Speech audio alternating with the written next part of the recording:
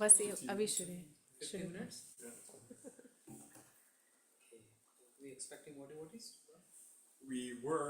They should be, Maharaj. I don't know. I'm worried that they're maybe having some problems with parking. I see But, some. oh yeah. That's my company. Oh. So you have a table? I can. Oh yes, yes, Maharaj. Let me get that. Maharaj, do we have an extra table, or should I use the one in the guest bedroom? Oh, yes, yes. Oh, hey, what's the deal?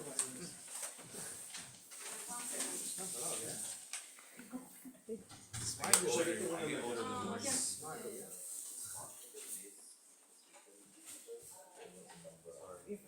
You're good. No, it's okay.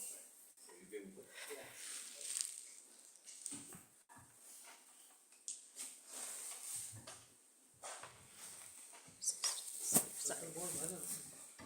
One more bhajan. You come? You sing good? Krishna, Raman, do you want to sing? Would you like it used? Yes. Is it okay with it? Yeah, that was visitor. That was yellow. Okay. Yeah.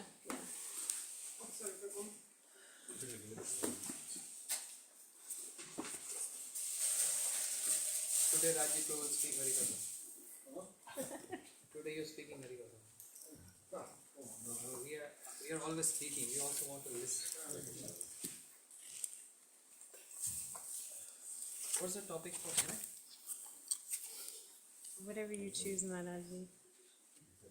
That's a difficult one. If I get one topic, then I can share. क्या बोलना चाहिए राजू को? What is supposed to say? Page 123. Page 1. Okay. Thank you. The program is, we're starting late, so maybe we have one extra hour. One extra? Extra hour, it's supposed to be 5 to 8, right? Yeah. Yeah, but bhajans technically is Brad So starting after this 5. Mahamantra start speaking. Mamantra or bhajan? Bhajan?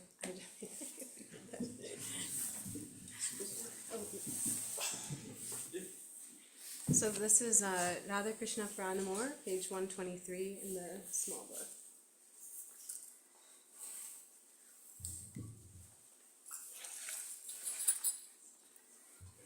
Radha Krishna Pranamora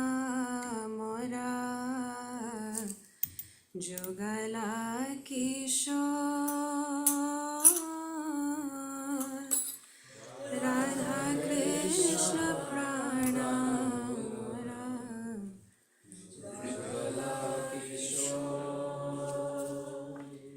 Jivane Marane Gati Aranahi Mor Jivane Marane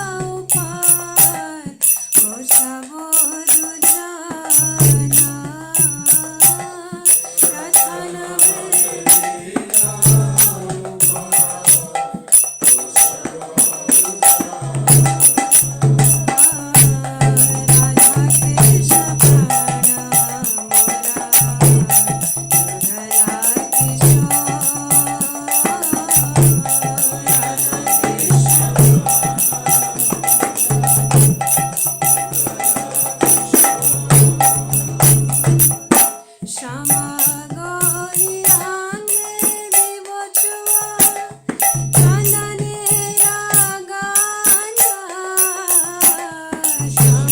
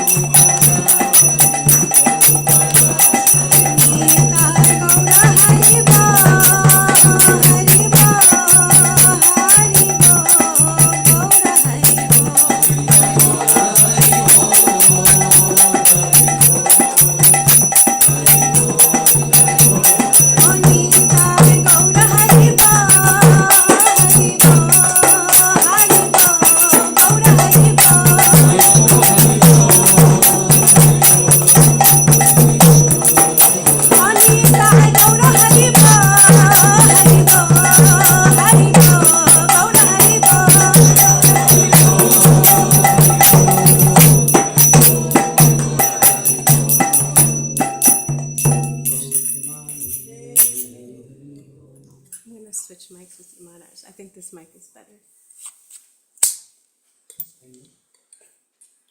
624. What time it was? Can you switch that? It's not- Originally the program was 5 to 8, so what time we can go till? As long as you like Maharaj. Midnight. Nobody has work tomorrow, right? We're good. If you go into labor, it's okay. Someone will figure it out. It's not even working. It has to turn on the.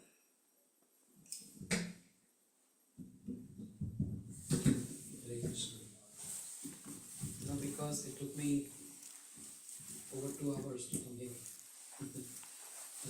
And we have program tomorrow morning at the midday. So. Can I sing one song? Yes. Beach. Kalayati. Kalayati. It's 342 in this book. Kalayati nayanam dishite shivalitam pankajamiva mridu maruta chalitam Kalayati nayanam dishite shivalitam pankajamiva mridu maruta chalitam Keli vipina praveshati radha Keli vipina praveshati radha Pratipada samudita manasi jabada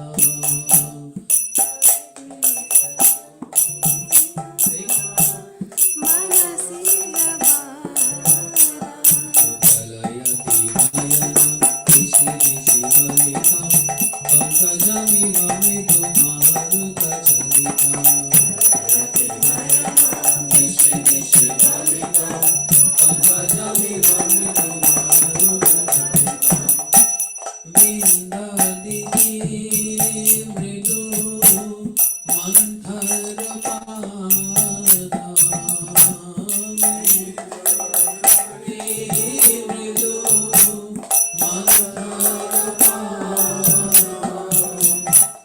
Rajayati Gunjara Gati Manuvara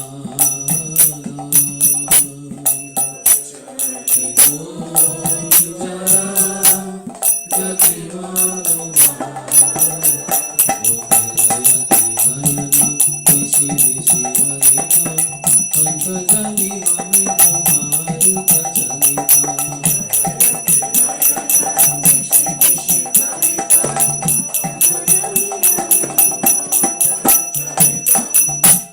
Janayati Rudra Gajadipamudita Janayati Rudra Gajadipamudita Ramanandaraya Kavi Gadita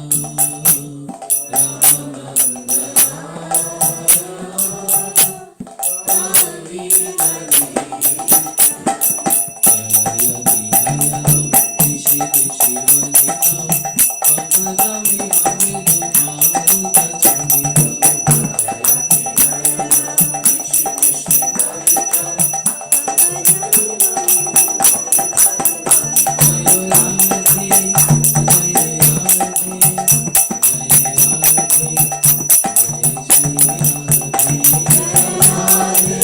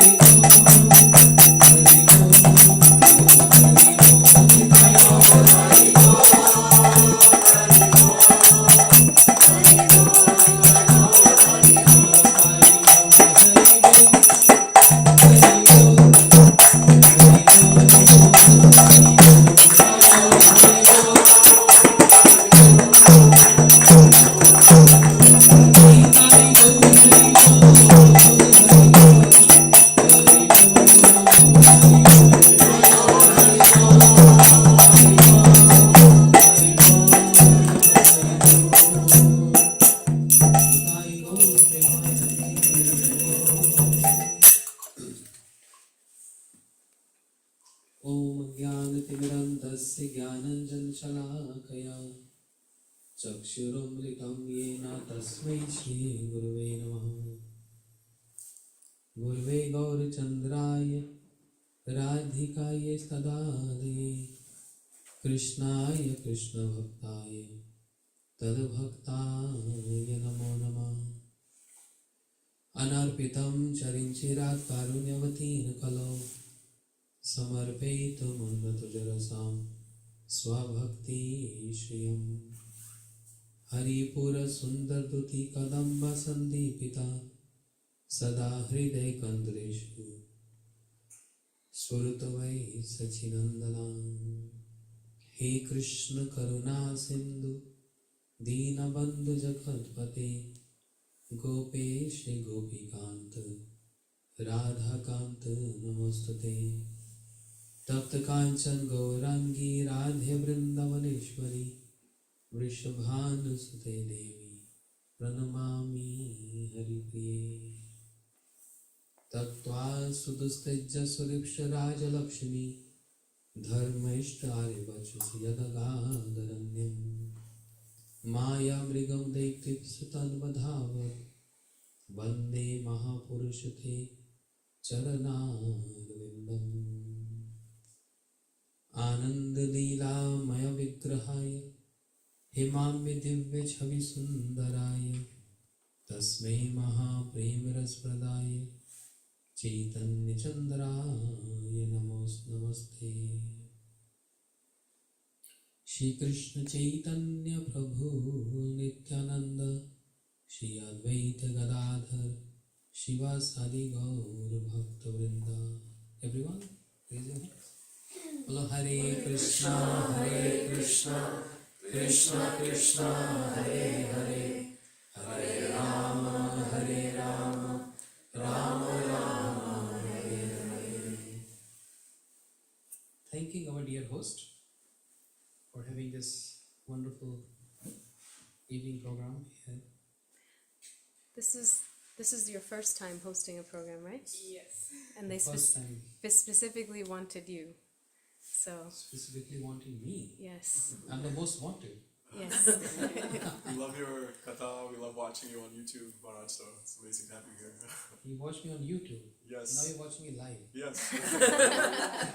We saw you when you came last year too, I think to Vinay Prabhu's house, Yes. and you were there, and so you were speaking there. It was really nice as well.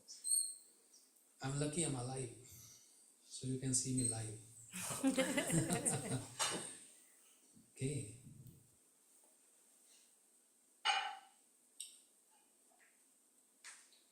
What topic? Srila Bhakti Vigyan Bharti Goswami Maharaj, he used to tell a wonderful story. The prem, the love, the pure love is unconditional. If there are some conditions in that love, then it is mixed. Prem has to be, the love has to be unconditional. And for that, he gave a comparative study. Not he took from Srila Bhakti Siddhanta Saraswati Thakur Prabhupada, who was very fond of churning the Shastra Siddhantas, and that too with comparative study, to highlight what is the importance of pure love. So to understand this, there is a verse which says Agya Guru Haya Avicharniya. Day before yesterday, when I was in Vinay Prabhu's house, there was a conference call from Bhumipati Prabhu from New York. I was being asked to speak on Bhagavad Gita. So I raised this point. Agya Guru Haya Avicharniya. One should follow the instructions of one's Gurudev without any single thought, without any other consideration. as it is. Right? As it is. Yes or no? Yes. Any deviation from that? No? There are a couple of examples which are expressed by our great personalities. When they broke this law and they're not following the words of their Gurudev as it is, because their love is unconditional. When there is unconditional love, then there is no space, there is no room for any doubt in that love. So, for example,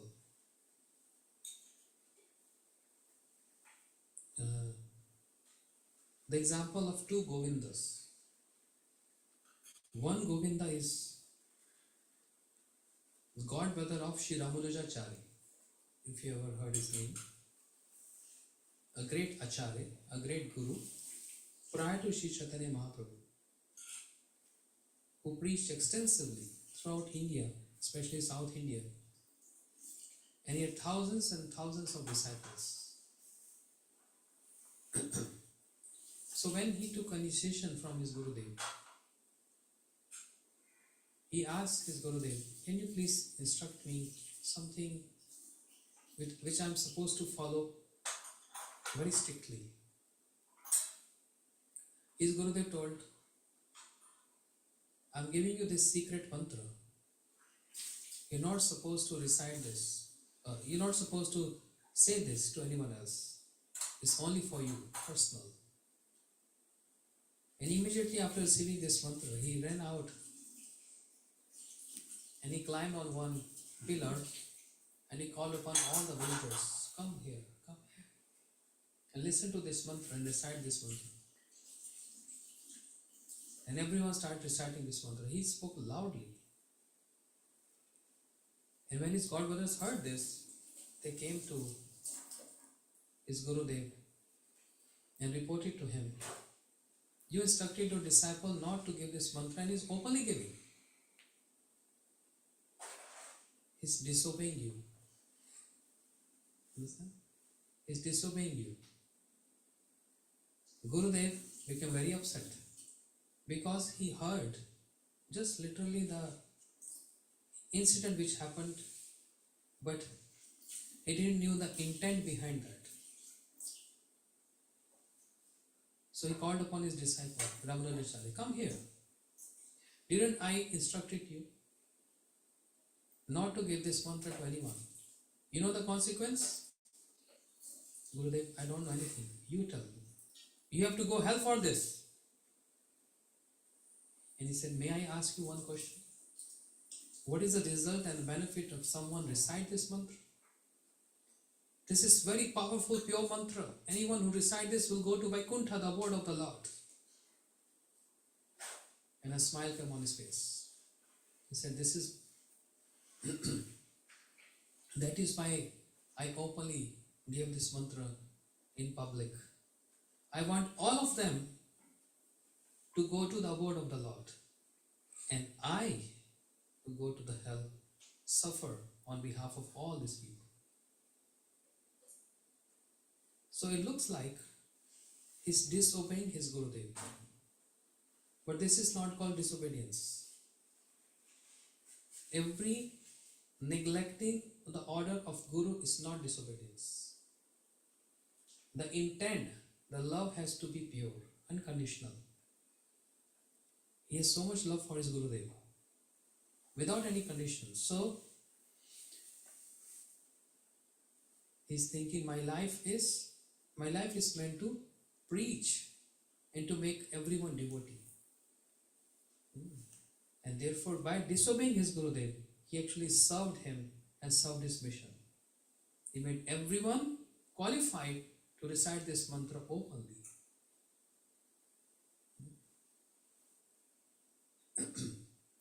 Anybody need water? Anybody is thirsty here? No? This water is very significant. Two great episodes happened because of water.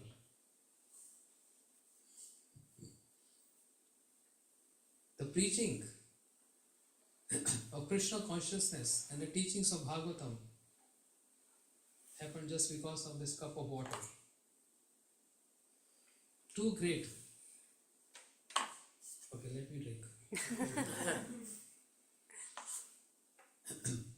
One is the descent of Srimad Bhagavatam. How Srimad Bhagavatam manifested in the world? By Parikshit Maharaj. Because of his disobedience. He was so thirsty in the forest and he saw a sage. Shamik Rishi was in meditation, in deep meditation. He was not even aware of his whereabouts and who is around him.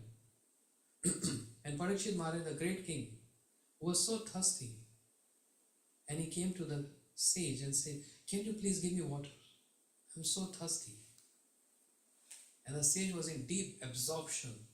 He didn't acknowledge. So Parikshit Maharaj, with his arrow, he took a dead snake which was lying there and took the dead snake and wrapped on his neck. Such an insult, huh? Offensive. So Shamak Rishi was not even aware what's happening.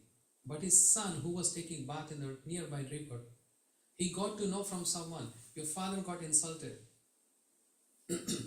A king came to your father and he put a dead snake on his neck.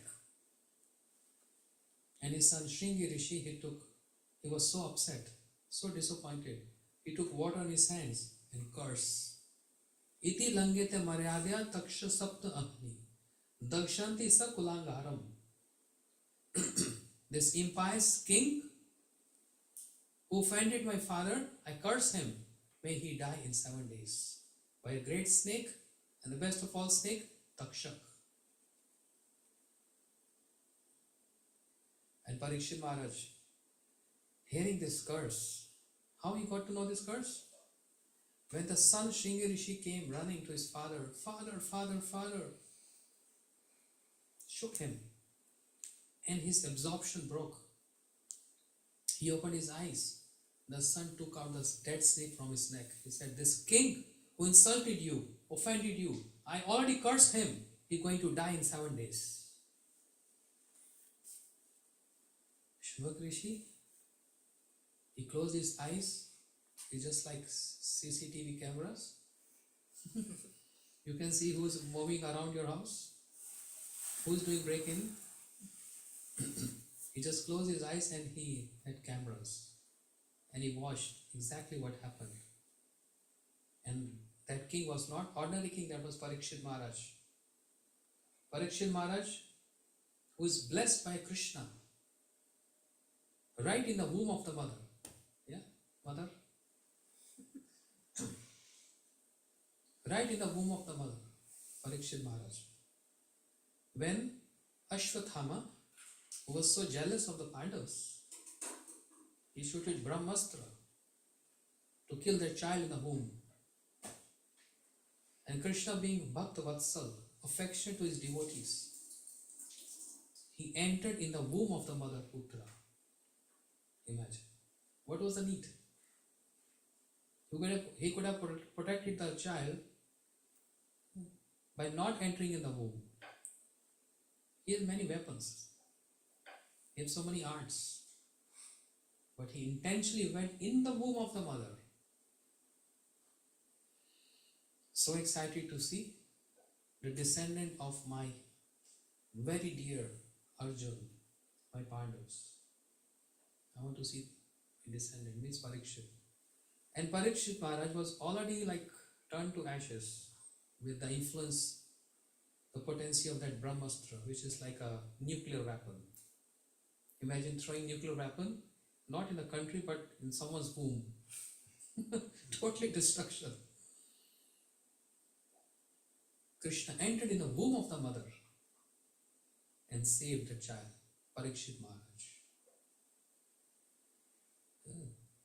Why he entered in the womb? Because he wanted to see. He was so restless. I want to see. I'm longing to see the descendant of my Pandavas.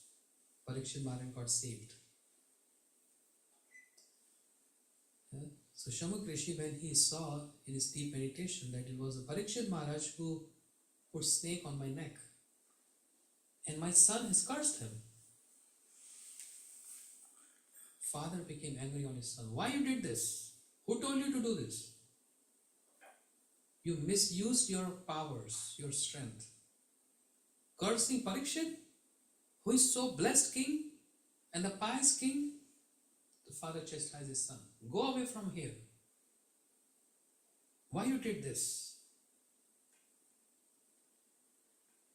And then he sent one of his disciples to inform Parikshit Maharaj. Oh Parikshit Maharaj, oh great king, you got cursed. And if you get cursed, no one can refute that curse. Parikshit Maharaj heard this. And when he heard this, instead of getting anxiety or stress, because even if a doctor declare me, you're going to die in 7 days, I'll be like stressed out, and anxiety, my gosh, I have only 7 days to live. Let me do the best I can. What is the best thing we can? Go on a cruise. Hmm? Cruise.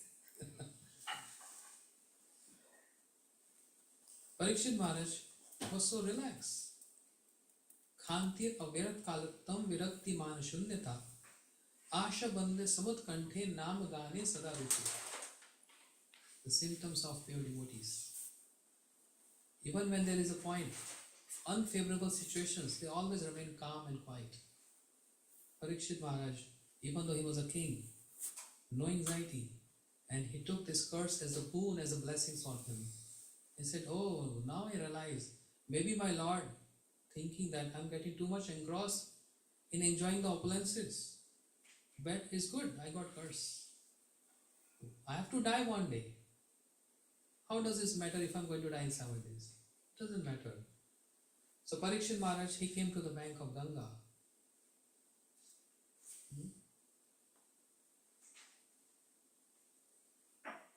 And so many sages came there, giving so many advices to him. Parikshit, do some charity. Parikshit, fasting. Parikshit, yagyas. Parikshit, this and that. He was not impressed to hear any of these remedies. He wanted to know what is the best and the best remedy if anyone who is about to leave body. And there comes, when he was not impressed hearing all the words of the sages, there comes Shukdev Goswami, 16-year young boy, dark, bluish complexion like Krishna, lotus-like eyes, long hairs, long arms touching his knees, and naked. Tatra bhavad bhagwan vyasputro yadichagam atman upekshaha alikshalingo nijalabatushto vritta balam avduta vesha. Small boys were throwing stones on him, thinking he's a crazy mad person. But when Shukdev Goswami came in that arena where all the sages were sitting, everyone just stood up, honoring him. Everyone stood up to honor him. Then everyone understood the gravity and the profile of Sri Shukdev Goswami. He is not ordinary. And from there, when Shukdev Goswami sat on the platform, Hari Katha started, 24/7, Srimad Bhagavatam. But what's the foundation? How it started with just a cup of water.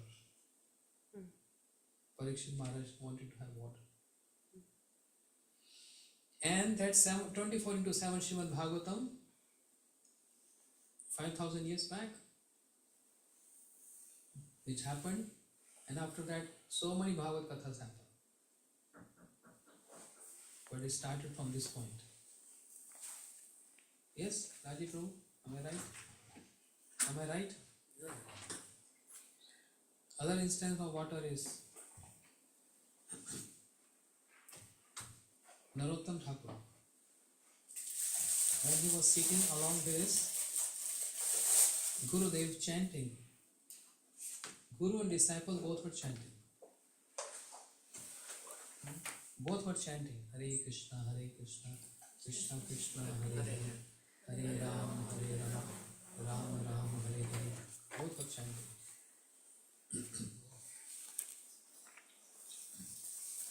A villager, a farmer who was so thirsty, he came. I'm so thirsty. Please give me water.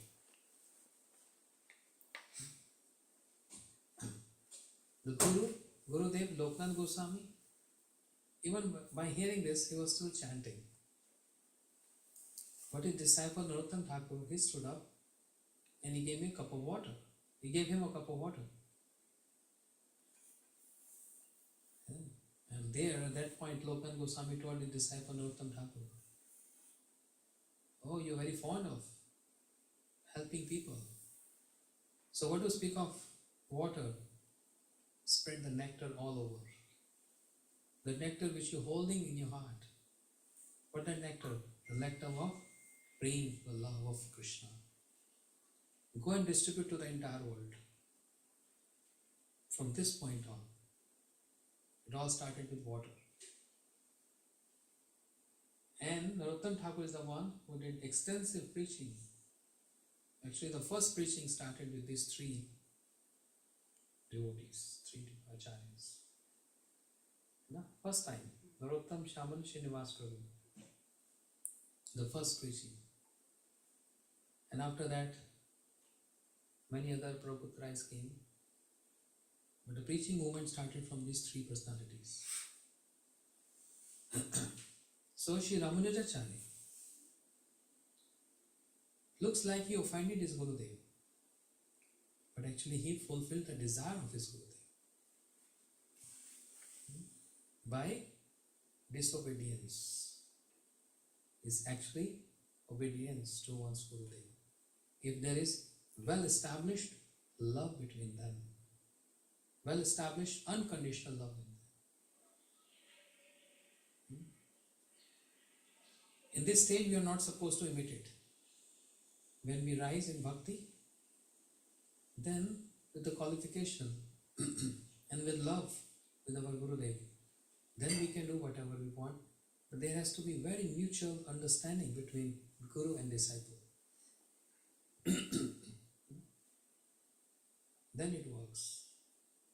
So this is one. And then Shri Ramanujacharya, his godbrother called Govinda Prabhu. One day, Ramanujacharya saw his godbrother Govind rolling on the bed of his Gurudev, which is considered to be offensive.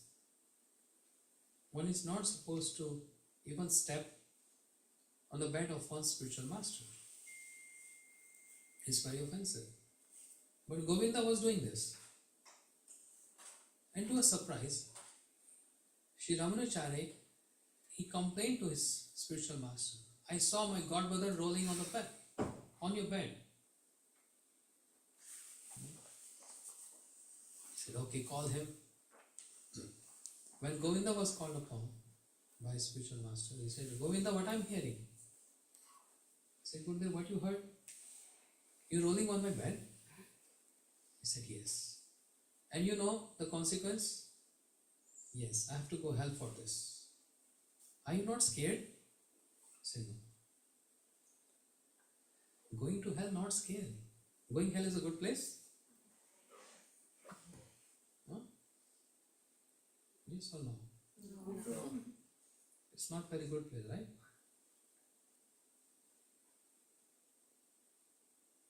How we compare hell to Heaven. hell?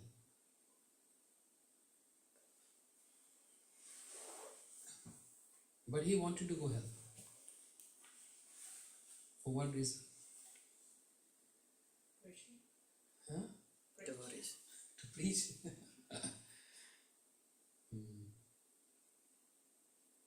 So Gurudev asked him, why you want to go hell and why you disobeying me by rolling on my bed? And he replied, because I wanted to check prior to you come on the bed if there is if this bed is comfortable for you to sleep or not. For your comfort. Looks like I'm offending. Looks like he's offending his Gurudev. But actually he's seeking the comfort. He's looking for the comfort and seeing if there is any thorn or something to trouble him. To protect his Gurudev, to whom he loves the most. This is called unconditional love, where one is ready to go even hell for one's worshipable. And when Sri Ramanacharya heard this, he was surprised. How come I didn't realize this? How come I don't know this activity of Sri Ramanacharya? How come I don't know this? And he was totally surprised. This is called love? A pure love for one's guru by disciple. You don't mind going to hell, but he wants the service of his Gurudev to be performed nicely, purely, because this is a matter of love. Understand? So the stream of love doesn't go straight, it's always crooked. Prem Nadiya Ulat Bhati Dhar. Our Gurudev used to say this. Srila Bhaktivedanta Narayan Goswami Maharaj. The stream of love never flows straight. It's always crooked. Where disobedience is actually obedience. Where disobeying is actually obeying. These are certain examples. So this Govinda Prabhu, he is ready to go to hell. But for why? To serve his spiritual master. To make it comfortable. This example of one Govinda. Understanding me? So Prabhupada compared with this example to another Govinda Prabhu. You heard Govinda Prabhu? The servant of Sri Chaitanya Mahaprabhu. The personal servant of Sri Chaitanya Mahaprabhu, his name was also Govinda. And Sri Chaitanya Mahaprabhu used to live in a very small room in Jagannath Puri, if you ever seen that. It's called Gambira. Very small, tiny room. Mahaprabhu's body is huge. He's very tall, like 7.5. Wow. Tall figure.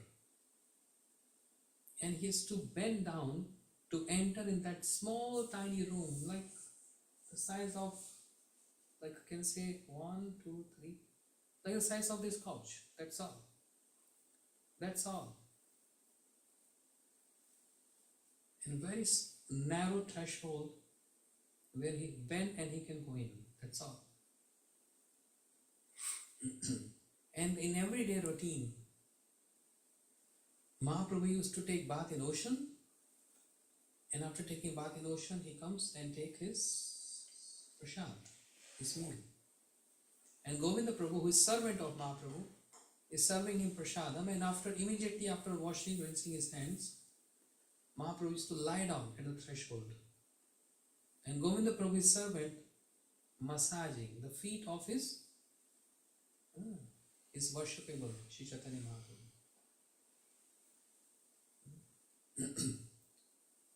These two disciples, Govinda Prabhu and Kashishwar Pandit, they are disciples of Chaitanya Mahaprabhu. Ishwar Puripad. Acharya Ishwar. They were sent by Ishwar Puripad, go and serve Chaitanya, Krishna Chaitanya. So, Kashishwar Pandit, if you remember the name, but if you don't remember the name, but just get the essence of this story. Two disciples, means two godbrothers, together were sent by the spiritual master, go and serve Sri Chaitanya Mahaprabhu, means the Lord. Then one disciple, whose name is Kashishwar Pandit, he thought, since I am going to serve, And then I'll be continuously busy in serving Chaitanya Mahaprabhu, my Lord, my worshipable. Then I won't get time to visit holy places and to take bath in holy rivers. So better, prior to I start serving him, I can take bath in holy rivers and have some darshans. So he delayed. But Govinda Prabhu, the other god brother, immediately, without any single thought, he came to Chaitanya Mahaprabhu and started serving him. Yes? And because of this mood, Govinda Prabhu got the opportunity to serve Mahaprabhu personally. Massaging him, feeding him, cooking for him, etc. But Kashishwar Pandit got external service. External service, what was his service? To stop people who are coming to Chaitanya Mahaprabhu to disturb him, because he was big, staunch body. So his service was just external, to stop people coming to Mahaprabhu so that he won't get disturbed. Like a bodyguard. But Govinda Prabhu got internal service. Intimate service. Because of this mood. Both disciples got same order. Go and serve Chaitanya Mahaprabhu. But one is thinking, I must do some visits to holy places and then I will go there. Because later on I won't get time. That means he has single thought. But Govinda Prabhu, just hearing this, following the instruction of Gurudev, when he went there.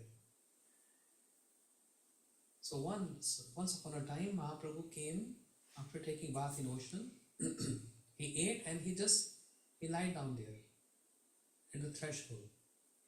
Now Govinda Prabhu is thinking, every day in a routine, I serve Mahaprabhu, his divine lotus feet, and then I take my meal, my prasad.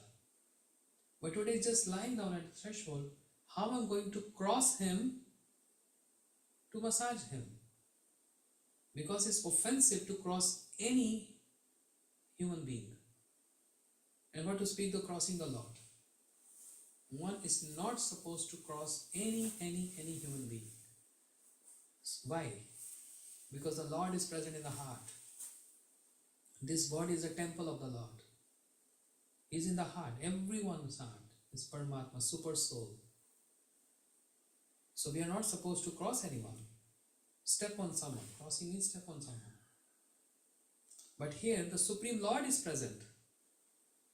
And Govinda is thinking, the servant is thinking, how am I going to cross my worshipable? But then he realized, that's my routine, my service. I can't give up that. So he took his upper cloth out and he spread over Sri Chaitanya Mahaprabhu and stepped over. He stepped over and he started massaging him. He made Mahaprabhu sleep so well. And after a short nap, when Chaitanya Mahaprabhu woke up, he said, Govinda, you still here? What about your prasad, your meal? And in a very complaining, sweet complaining mood, he said, how am I going to eat? Because you're lying down here at the threshold. Then Mahaprabhu said, how you came in? He said, by stepping over you. So you could have gone the same way out. Govinda Prabhu said, no. Unconditional love. I stepped over you and I know the consequence. I have to go hell for this. I don't mind. Your service is more important than me going hell or anywhere else. I don't know what the consequence. I don't worry. I don't even stress out with that. My concern is to just please you and to serve you lovingly. That's only my concern. Whatever reactions or blessings, I don't even care. I don't even expecting. But it's what my destiny will be my destiny. I don't mind. But I can't leave my services to you. That's my love for you. That's called unconditional love. The conditional love is when he would have thought of how to or why to step over my worshipable, my master. That's called love in condition, with condition. Oh, I will go hell for this. I should not do this. But unconditional love is not always straight. It has to be some twist there. Unconditional love, there has to be some twist. So without any single thought, he stepped over Mahaprabhu. And with that, if I get the reactions to go to hell, I don't mind. But I can't give up my loving services to my master, my holy master. I can't give up that. Such high mood, huh? This is called unconditional love. So comparison of these two Govindas. The previous one who was rolling on the bed of his Guru and this Govinda who is stepping over Chaitanya Mahaprabhu is holy, is a Supreme Lord. But why he was stepping over Sri Chaitanya Mahaprabhu, he spread his upper cloth because he didn't wanted his foot dust to fall on his holy master, his worshipable. That means still there is some consideration left. You know, this path of bhakti is very, very subtle. Every activity, every intent, every small, minute details. What you praying, what you thinking, what is the intent, everything has so much significance. It's not straight. Understand? Still at this point of stepping over, it's not that easy. It's, we may say this is so easy. I just step over you. What's the problem in that? Big problem. Shri Govinda Prabhu, who is the servant, is stepping over his holy master, means his worshipable, his Lord. It's not that easy activity. He did this. He did so to please him, to serve him. No matter if I go to hell for this, I don't mind. But it's my love for him. Still in that love, which is almost very close to unconditional love, still there is one little subtle thought. If I'm stepping over, I don't want him to get my foot dust. So therefore he spread his cloth. Still there is consideration. Now coming to the best and the best and the best example. With these two Govindas and the gopis of Vrindavan. The gopis of Vrindavan. No consideration there. No any single thought. Only to serve Krishna, the Supreme Personality of Godhead. Every intent, every activity, everything is to just please him. And to highlight the glories of the gopis, Krishna once upon a time, he employed one drama. Drama? Sometimes we do drama, right? Yes, Krishna. You do drama? Come on, Bihari. No? You do. He is dramatic. He's lying. Dramatic, huh? Yeah, he's dramatic. Krishna is also like this. I have headache. I remember when you were small, you don't want to go to school, you're telling your dad. Yes, Dad? Sometimes Sometimes. I have knee problem. My legs hurt. I don't want to go to school. I'm just guessing. I'm not sure. Spot on. Yeah? Everyone does this. So Krishna said, I have a headache. Oh, then we get the best doctor to diagnose and to cure. But Krishna said, this is not going to help with any medicine. The only cure is if I get the foot dust of a pure devotee. If I get the foot dust of a pure devotee. and I want to smear that dust on my head. That's the only cure. That's like a balm, a soothing. And to whom he expressed? His pure devotee Narad. Narad said, that's not a big issue. There's so many people who love you. If I ask any devotee, just give me a food dust because Krishna wants to smear on his head, they're going to give you. So easy. This cure is so easy. Krishna said, go ahead and get quickly. So Narad, he went to the wives of Krishna. Rukmani, Satyabhama. How many wives? 16,108. Amazing, huh? How is handling those? You can. He can. He's Supreme Lord. He is like everything. Everything belongs to him. He can handle 16,108 wives. So Narad came to them. Queens, come here, come here. Your husband Krishna have headache. So Narad, why are you coming to us? Go and get a doctor. No. No doctor, no medicine. Food dust of someone who loves him. So, you all love Krishna? Of course. So give me a food dust. They all stepped back. What are you saying? Are you crazy? We are wives of Krishna. We can't do this. There's so much etiquettes. This, not the complete Maryada. We can't do this. Go and ask his devotees. We are his wives. Narad became little disappointed. He went to the creator Brahma. He said, Narad, are you stupid? You're my son. What are you saying? How can you say these words? Krishna is Supreme Lord. I'm just his servant. A servant is not supposed to give food dust on the head of the master. Go away from here. Narad came to Shiva and Shiva closed his ears. What are you saying? I can't even hear this. And Narad is wandering everywhere, asking for so many great personalities. Anyone, any of you, you always claim you love Krishna, you love Krishna, you love Krishna. Where is that love? When he's in pain.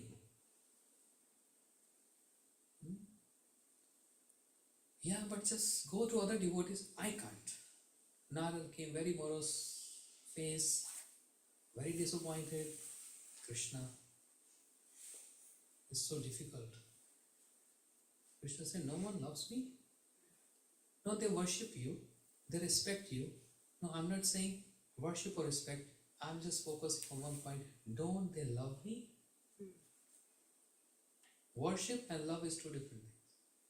I worship Lord and I love Lord. Which is higher? Love is higher. Love is superior than any other aspect in the world. Love is so important. Worship is out of fear. But love is out of only love. There is no substitute. No substitute there. And Krishna felt sad. There's no one who loves me. Narad, you're also a pure devotee. Give me your food dust. And Narad, no, Prabhu, please. I can't do this. Narad, you also don't love me. I love you, but and ifs. But this is something very, intense. So sad. And that was a test. Loves me or don't love me? Who loves me and who don't love me? That was a test. Everyone got failed in that test. Nara said, Krishna, Prabhu, oh my Lord, what to do now? Krishna said, did you went to my gopis? The cowherd ladies of Vrindavan? Nara said, why have to go there? They're very simple women they don't know much. They're just milking cows. They're like, simple kind. They won't understand this, the gravity of this. Krishna said, just go there. Ask them. Or tell them and see what they do. How they're going to react. Nara said, okay. So Naraji came to the Braj Gopis.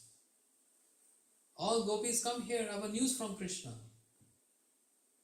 They all came running. Yes, yes, tell us, what is the news? How's he? How is doing? How's everything with him? Is he happy? Is he enjoying? I said, wait a minute, let me finish. He's having very severe headache. And moment the gopis heard this, headache? Some of them fell unconscious. Can't even hear this. They show intensity of love. Intensity of love. Can't even hear my beloved is getting headache. So they told Narada, what you doing here? Go get some doctors. Why you are here?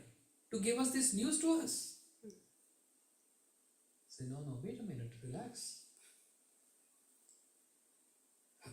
The only remedy to cure this headache is the dust from the feet of a devotee. And I wandered everywhere in the whole universe. No one is willing to give. Gopi said, so surprised. No one loves Krishna. So Narad, what are you looking for? Take as much as you want. One big truck of sand. Everyone started, throwing from their feet. Take. Full in those sacks and put in the truck. And not only just smear, just bathe him with the dust. And the moment they did this, there was an aerial voice. What are you doing? Don't you know Krishna is Supreme Personality of Godhead? His cause of all causes is Govindam Adi Purusham Tamam Bhajami. Is Krishnastu Bhagwan Swayam. He is the Supreme Lord. It's not a joke. By giving the foot dust on the head of the Supreme Lord, you know what will going to happen? You all are going to go hell for this. For life, million of lifetimes, hell. You're going to suffer there. Everyone heard this. The gopis, they told Narada, don't listen to this. It's not of any significance. Our mood, our intent, our love is not going to change even after hearing this. We love Krishna dearly. We are ready to give our life for him. What to speak of food dust? If you want to say, chop off my head and Krishna can be cured of his disease, I can immediately chop my head. I want him to be happy.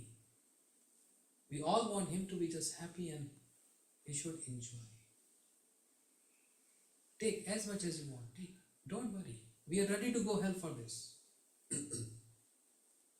And Narada got so surprised. What kind of love is this?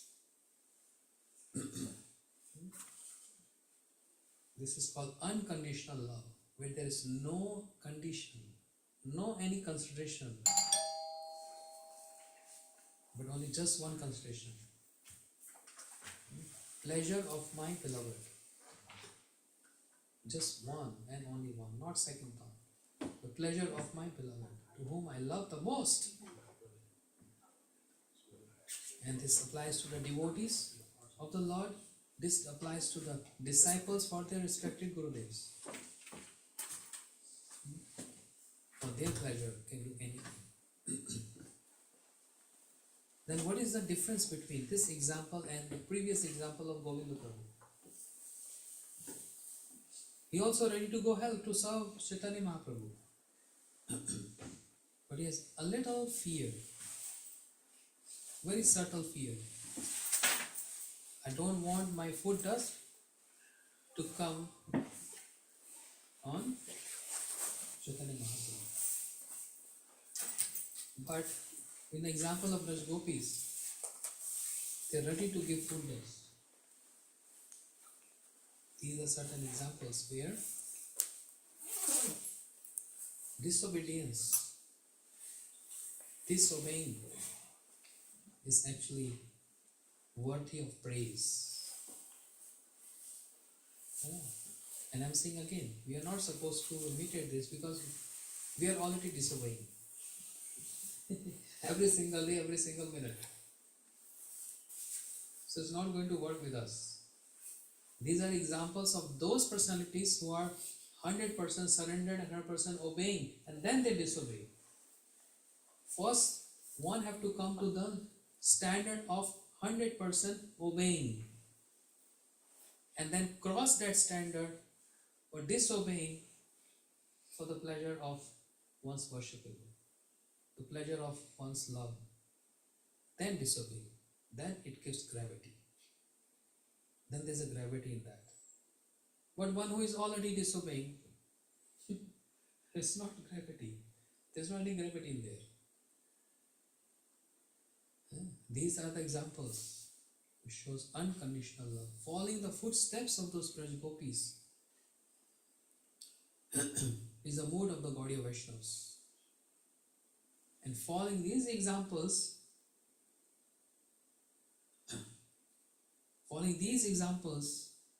of a disciple serving one's Gurudev, a devotee serving one's Lord, it gives so much inspiration in the heart. So much inspiration. The true love, which is unconditional. How to understand more of this?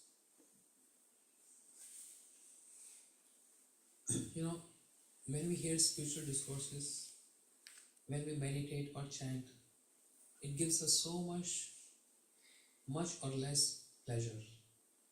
We can say bliss, which is required in the initial stage. Otherwise, why anyone, X by G, going to start following spiritual life? There is some bliss, there is some happiness, which is, we can't be expressed, we can't be shared. It is internal bliss, internal happiness.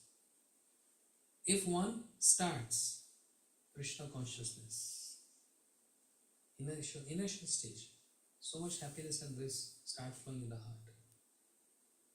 And it grows, and more and more and more and more.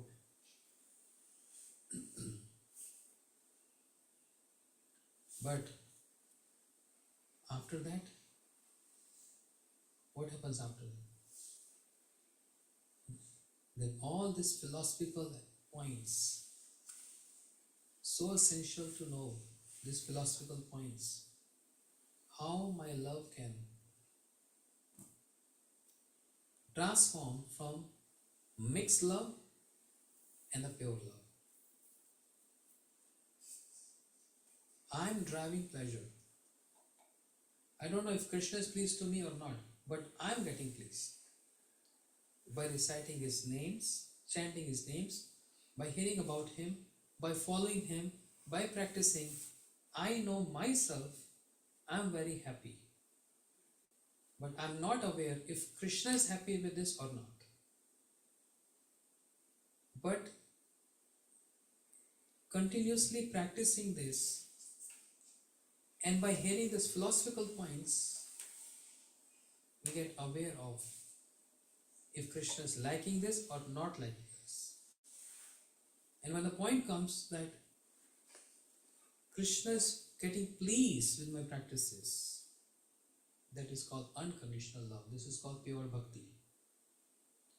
And prior to that, everything is just mixed up. Okay, say messed up. Mix. Some my pleasure, some your pleasure. Some my happiness, little bit my happiness, little bit your happiness. Then it's like trying to make balance. My balance with Krishna. This balance won't work in devotional life. There's only one balance. Whole soul, everything for the pleasure of my Lord. If I'm driving pleasure or if I'm not driving any pleasure, it doesn't matter. For me, it should not be important. For me, it should be only important that he is happy and is getting pleased with my services. That's it. If I'm happy or not happy, that should not be my concern. Then it comes to the point of unconditional. But there are stages. It can't be from the very first beginning stage. There are stages. Yeah, like mostly I give example of mango. Mango, unripe mango, which is greenish, very raw, unripe. If you grab that mango and bite, what happens? You derive pleasure? It's like, sour, no taste. When the same mango ripe, it becomes a little greenish, a little reddish. And when we eat that, better than before. But still it's not 100% ripened. But again, we can't say this is apple or a guava. It's mango. But unripened stage. And when the mango gets complete ripened, it's so sweet. So sweet, relishable. So sweet, we don't want to give up. Just eat more and more and more. Because that mango is ripened. Similarly, with this example, our bhakti, our devotion, our surrender mood, our love also get condensed and ripened. In the initial stage is unripened, but still it is love. But unripened. Mango is still mango, but it's not ripened yet. When it's completely ripened, it's also mango. It's not the name going to change. Similarly, in devotional practices, initial stage is also a kind of love. That's why we try to dedicate ourselves. That's why we try to meditate. That's why we trying to serve. We're trying to love our Lord. It's the initial stage. What to do? There are limitations, some restrictions, some reservations with favorable situations and unfavorable situations. But this is what Krishna likes.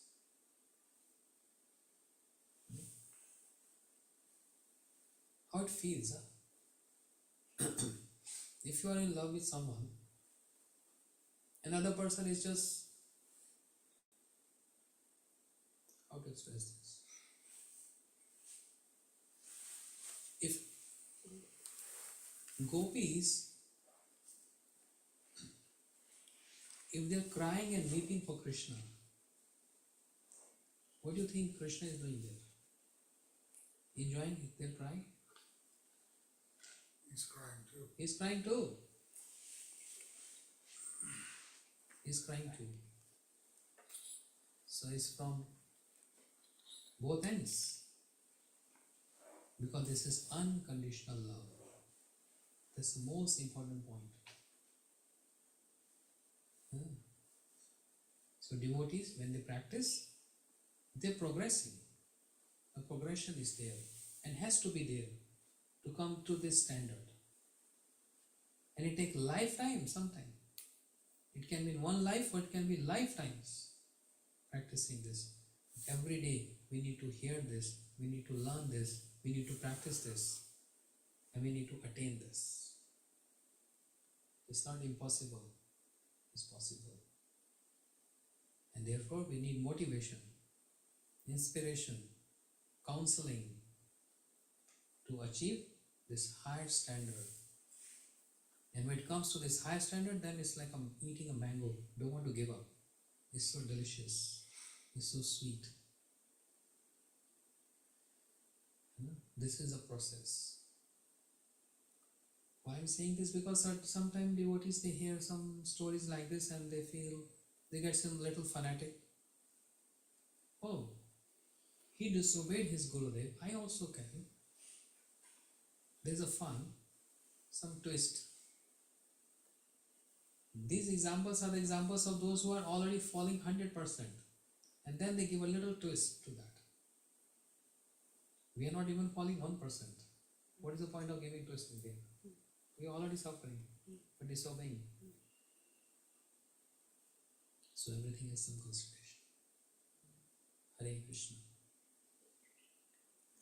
Thank you so much. Everyone, Hare Krishna. Thank you so much. One more time, Hare Krishna. Hare Krishna. Thank you so much. One more time, Hare Krishna. Hare Krishna. Thank you very much. And loudly, Hare Krishna. Hare Krishna. My gratitude. One more time, Hare Krishna. Hare Krishna. Thank you so much. And this way we can make our life most successful life. By chanting Hare Krishna every day, but not just chanting going to work, hearing is so important. Listening, hearing, so important, which gives us a taste and a better and clear understanding what we are doing and what we are supposed to do. Without listening, without hearing, everything just goes like mechanical. It's just like auto practice. I have to do this. But why I have to do this? What more to attain? Where I'm lacking? All these points comes by hearing from bona fide source. Right? Bona fide source. Thank you, dear host, for having this program tonight. Hare Krishna. Yes. This is also a time where we can ask questions to Maharaj, so I'd like to ask the first question. Mike, I think it's loud. can't hear him. Might have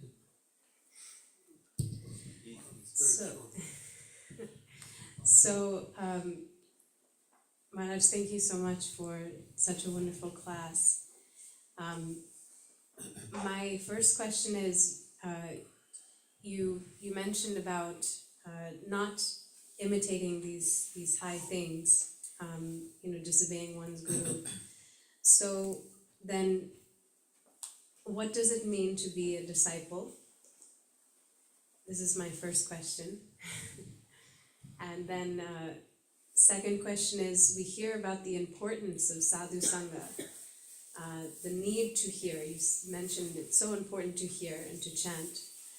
So if we don't have an immediate source for hearing, if we do not have availability of sadhu sang, then what should be our next?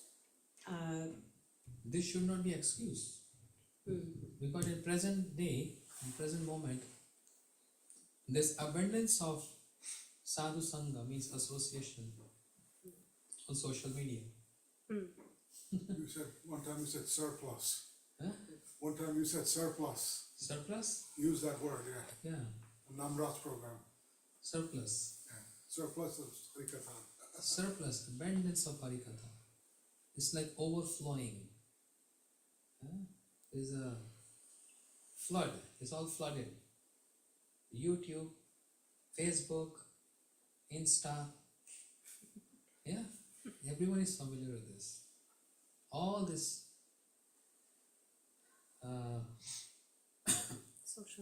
social media. There's so much Harikatha is there. So much. You can't even hear. Throughout life is endless. So if we just tune in ourselves with those and sync with that, miracle happens. What miracle?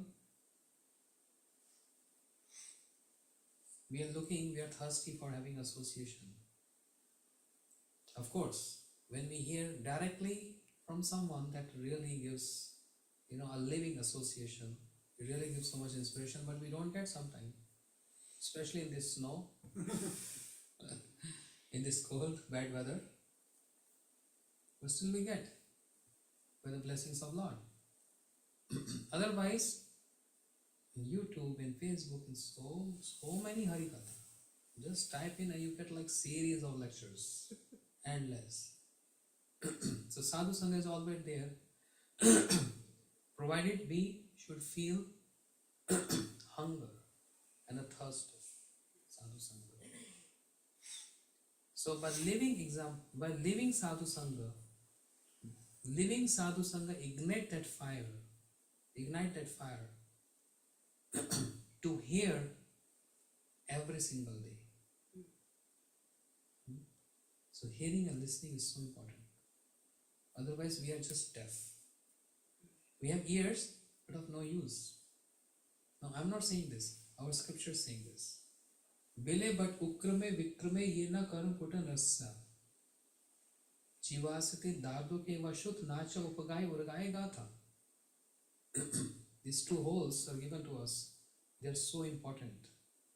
Otherwise, this is just like Bile but Ukrame Vikrame. If these holes are not used to hear the glories of the Lord, they are just simple holes which are under the root of a tree. And who resides there? Snakes. Means it's full of poison. We are just getting toxins. Wherever we move, wherever we go, always hearing something, toxins, toxins, toxins. And by hearing Hari Katha, which is more powerful than any other object, then we get in detox. Something high potential entering in and getting detoxified. Because there are so many toxins, not from this birth, from many, many lifetimes. It's full, it's warehouse of toxins. So we need so much to listen. I'm not instructing anyone, I'm sharing this. We all need to listen every day to detox that.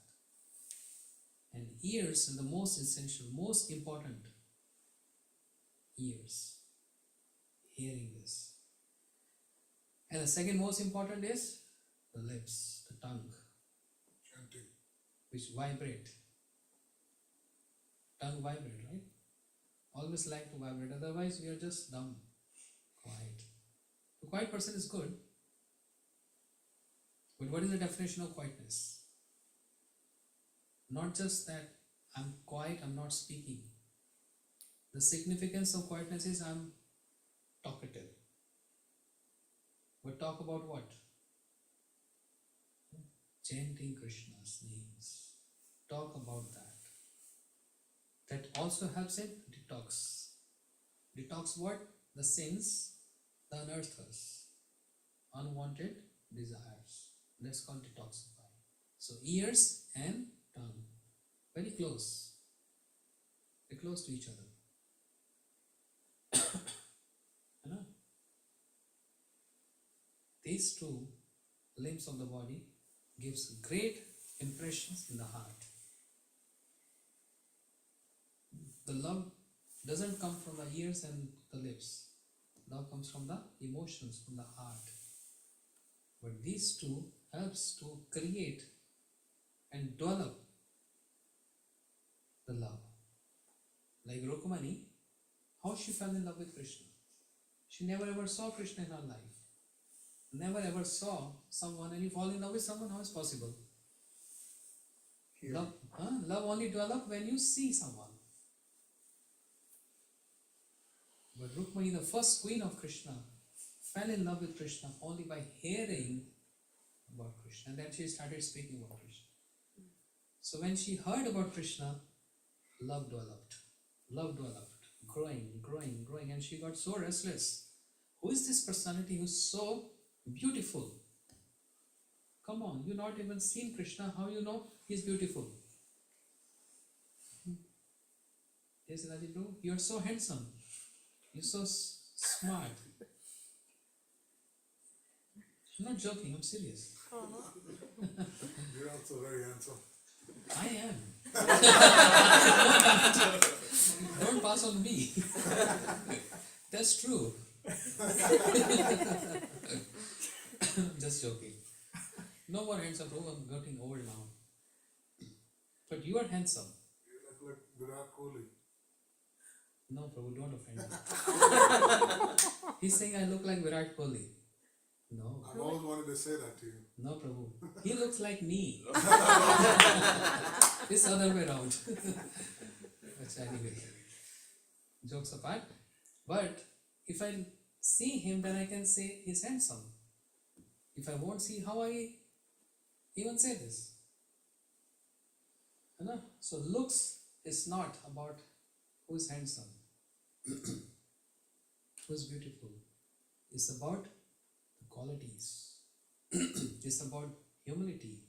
It's about surrenderness. So how Rukmani developed that love? She developed that love by hearing about Krishna. Ears. The news went in the ears of Rukmani, of people coming in her palace and speaking about Krishna. But today he did this.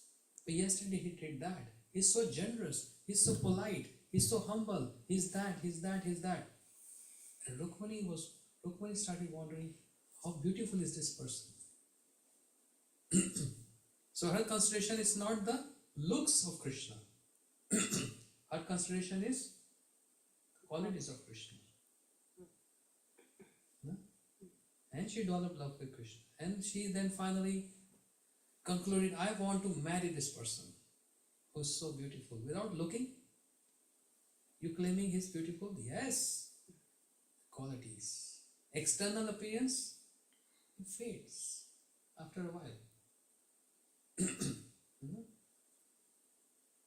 But quality is internal appearance, which always grows. External beauty declines.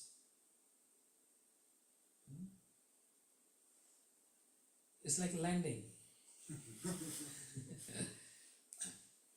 But quality, internal beauty, is always take off and grows to high and high and high and high. By constantly hearing, use these ears in hearing about Krishna to get impression in the heart to develop that love. And when the love is developing, it grows and grows and grows. And one feels restlessness. Can't live without you, Krishna. Restlessness. You become my life and soul. You become my heartbeat. You become my everything. Then this stage comes. Restlessness is so important. A businessman is so restless, he works day and night to earn money. Many sportsmen, many singers, they are so restless, they want to become famous. And they work hard.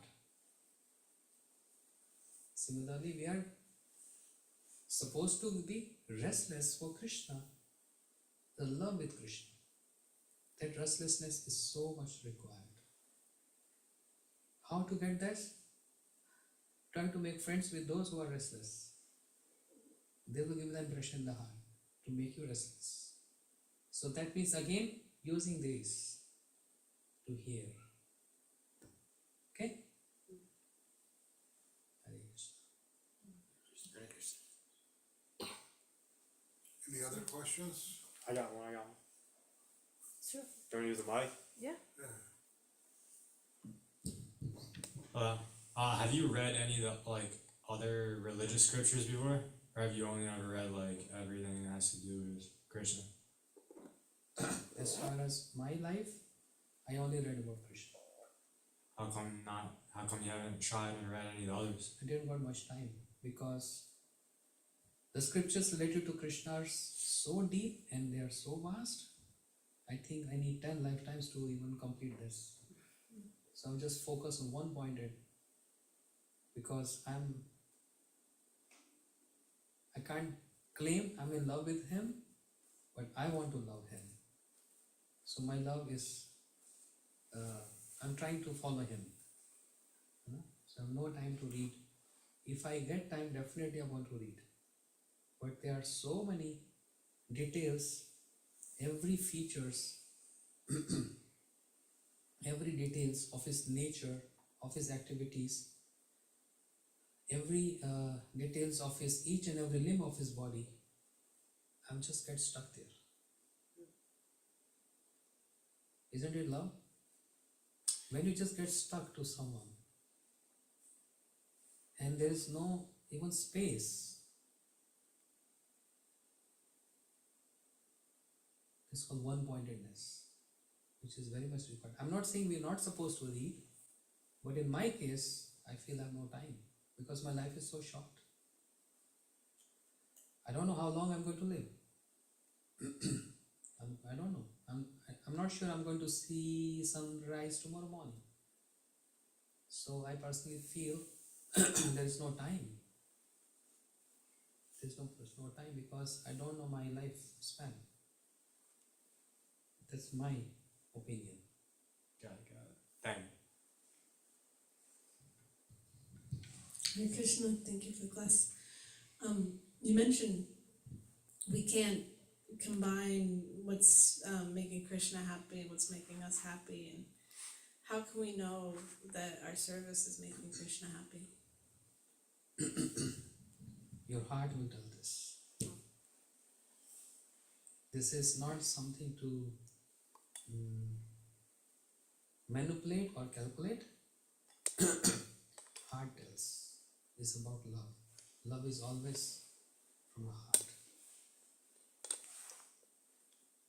And this comes by constantly practicing. Constantly practicing.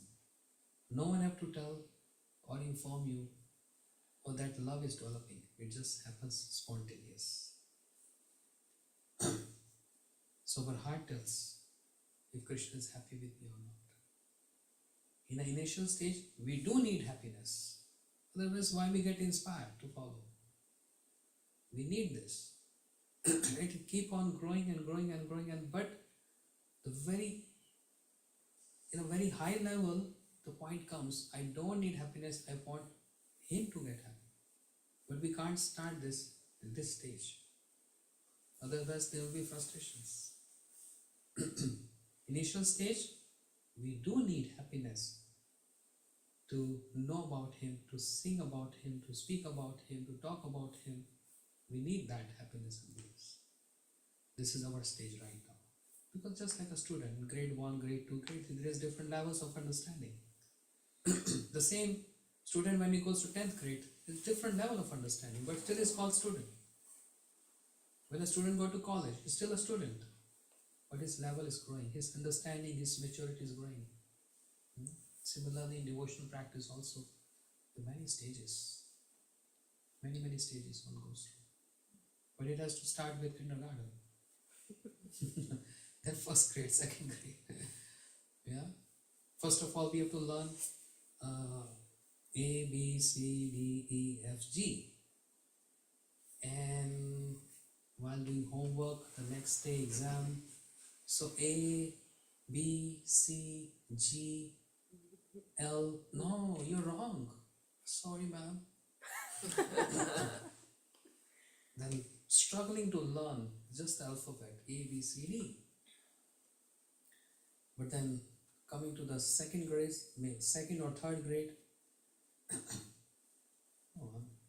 A for apple, B for boy, C for cat, D for Dad. then A, B, C, D, right? A for this, B for that. I'm still in third grade.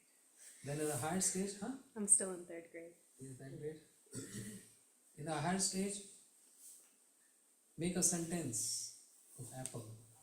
Apple is very delicious. Apple is red in color or green in color.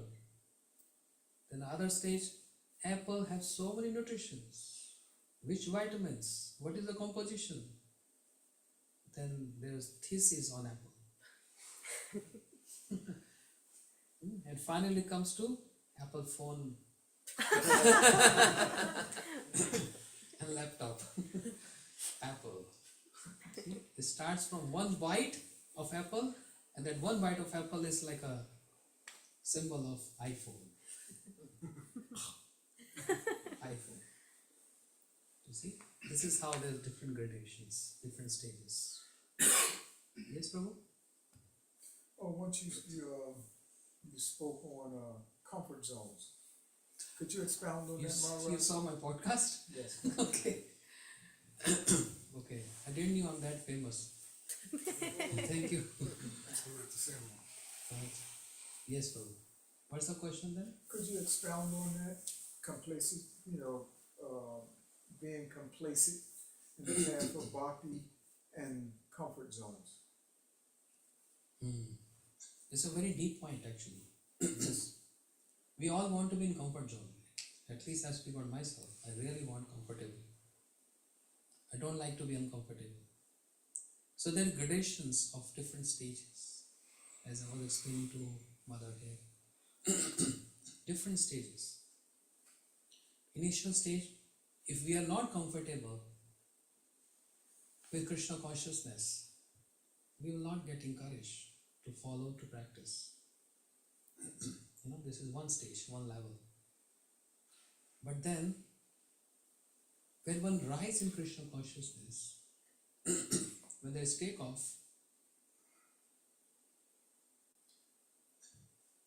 then the level comes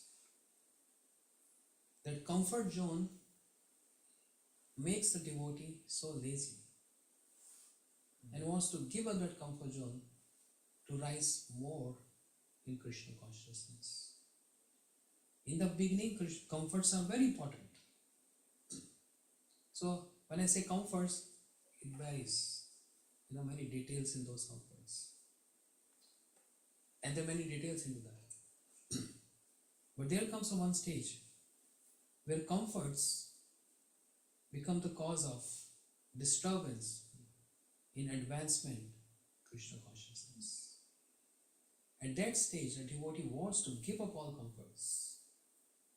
And he's not relying on the comforts. He's not dependent on the comforts. And there he feels or she feels, I want to get discomfort for the pleasure of my Lord, not for my pleasure. So any comfort or discomfort for my pleasure is not actually pure bhakti, pure devotion, but for the sake of giving pleasure to my Lord.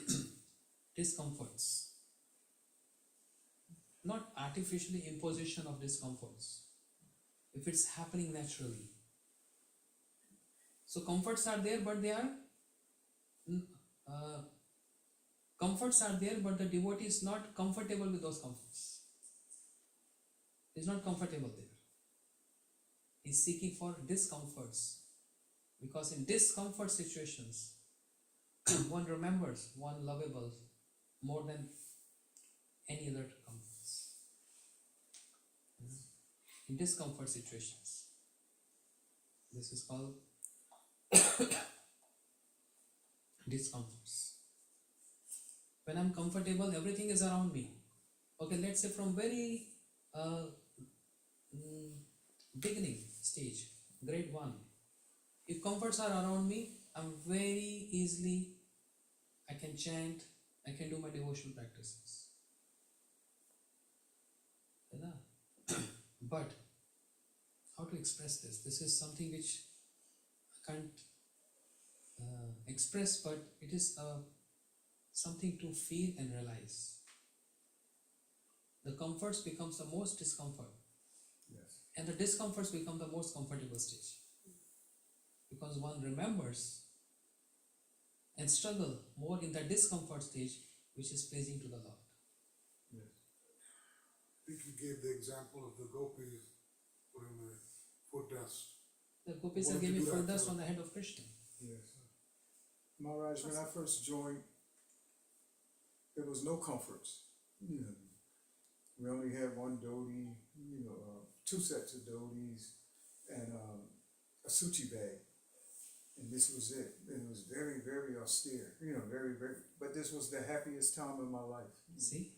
And our pleasure came when Srila Prabhupada became happy. Then we all became happy. Yes. But now, it's like I'm married, I have a household, you know what I mean? And it's become more difficult because that inspiration isn't there. So I can totally relate what you mean when you, that really struck me when you spoke on comfort and being complacent. Actually, the giving up comfort is, it inspires you, you know what I mean? It actually, you become energized, you actually become, True. yes, and the comfort actually sort of like covers your enthusiasm and your inspiration. And like you spoke earlier, you're just kind of going through motions, It's no taste at all. So it has to be some inspiration, some drive, removing the comforts. Discomforts is like a push. Yes, It gives a push yes, to that, the practices. yes, Really gives a push. And comforts makes lazy. yes. It's like calamity is good. Because then you become very sincere, But because then there's- it's also important if we are capable enough to hold that. Otherwise, yes, if discomfort comes, then one thinks, oh, let's give up this. What is the need of this? yes, So that's why, according to different levels, qualifications. yes, Initial level, everyone can't survive without comforts. And it's not that artificial imposition that don't need comfort, I should go out in the snow and sit there. It's not like that. There's a stage when comforts are around, but I'm not attached with that comforts. yes, That's the most lovable yes, situation. Everything is there, but I'm not attached. That means I can manage in every situation. yes. No attachments. But only for Sri Guru. I mean, for the savior of Sri Guru or to fulfill his order, then we give up all our comforts. And that's comforting. That actually creates comfort. Your senior devotee, let's say 65, 67, 1967, when it was a struggling time, Yes, Srila Prabhupada was here and it was so struggling. I heard a lot of stories. There was no hot showers, no, cold no hot shower, no option. no washing machine, no dryers. Yes, And everyone has to go out for distribute books all day long. We all went day out long. Sometimes no food, nothing. In the freezing cold, In freezing cold. No in hot the shower. burning heat. Yeah, I am also gone through this. Yeah, Not the time of Prabhupada, but at the time of my Gurudev. When I was in Mathura, no hot showers, no heaters, no centralized heaters. We are in the cold. yes, But those moments, if I recall, it's very pleasant moments. very happy. Yes, Very happy moments. Very nice. Yes, Because we know the object of our love is Shri Guru and Krishna. We are doing Krishna. for him, for his Yes. happiness. yes, I just keep sharing one small thing. I was in publication and my Gurudev put me in the publication. So working day and night. I'm not self-praising, but I'm just saying he gave us instruction, he gave us potency, everything. And we were in publication for like every single day working like 14 hours, 15 hours, just in the room, not even going out to speak anyone, no darshans, staying in Vrindavan, no darshan for months and months. And so tiring, sometimes going in cities and getting the books get printed, so much struggling. Sometimes no food, sometimes no water, nothing, no sleeps. So body is tired, mind is tired. But when the book is being ready, after printing and handing over in the hands of Gurudev. yes, And when he received this, I saw many times when he used to receive those books, open page, a smile comes on his face. There's one smile takes away all fatigue. yes. There's one smile. One smile. What is this? So true. What is this one smile? This is called love. Yes, Means striving everything for his pleasure. for his pleasure. Yes. This is something which we can't, express or can't share. This is something which we can only feel this. Yes, Something which we can't express. It's just matter of feelings. yes. Thank you.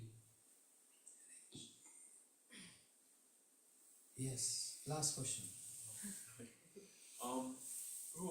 I've heard before.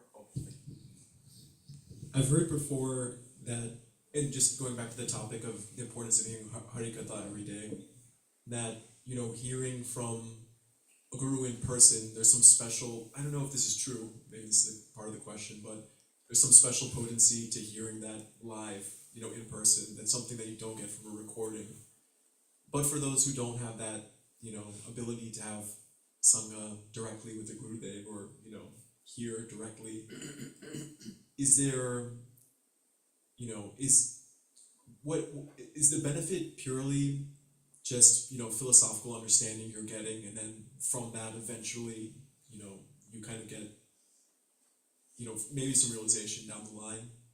Or is there something special that's beyond words, even from like hearing in person, that you're missing out on, I guess, when you're just hearing recordings or watching on YouTube?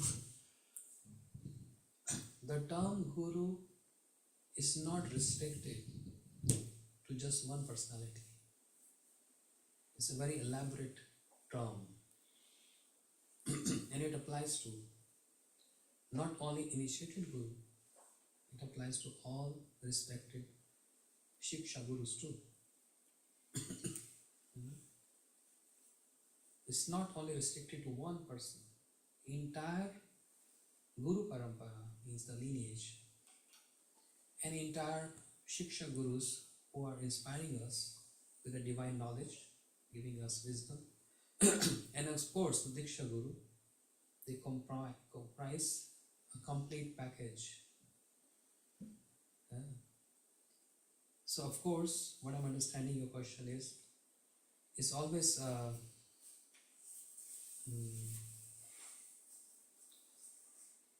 it's always good to hear from them in person, but in their absence, anyone who is in the same mood and like-mindedness is not different from our Guru. That doesn't mean he's a male form or a female form, or he likes sweet or she don't like sweet, or I like salt. These are some external features. He's dark, he's white. This is all external features. It has nothing to do with this. The most important thing is like-mindedness. They are the same page. They are on the same page. So if we get someone like that, he or she can be also our Guru. And we supposed to see them as my manifestation of my Guru. Just like Srila Prabhupada, disciples, my Guru Maharaj disciples, when we saw Srila Bhaktivedanta Narayan Goswami Maharaj or Shiksha Gurudev, not different. Appearance may be different, generation wise is different, looks are different, blue eyes, red eyes, brown eyes, doesn't matter. But intent is same, the preaching is same, the mood is same, the love is same. That inspired devotees all over the world to take shelter of our Srila Bhaktivedanta Narayan Goswami Maharaj and Gurudev. Seeing the same mood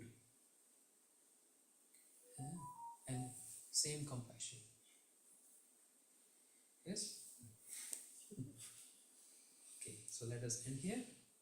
It's time to take some break to be in a comfort zone. In a comfort zone to honor to appreciate Krishna in the form of prasad. That's the best appreciation. Yes? Some devotees, they wait when the program is going to end because I want to appreciate Krishna more in the form of food. But you give us soul food, Maharaj. Thank you so much. It's my nature. I'm a very humorous person. I joke to make everyone not fall asleep. Thank you so much.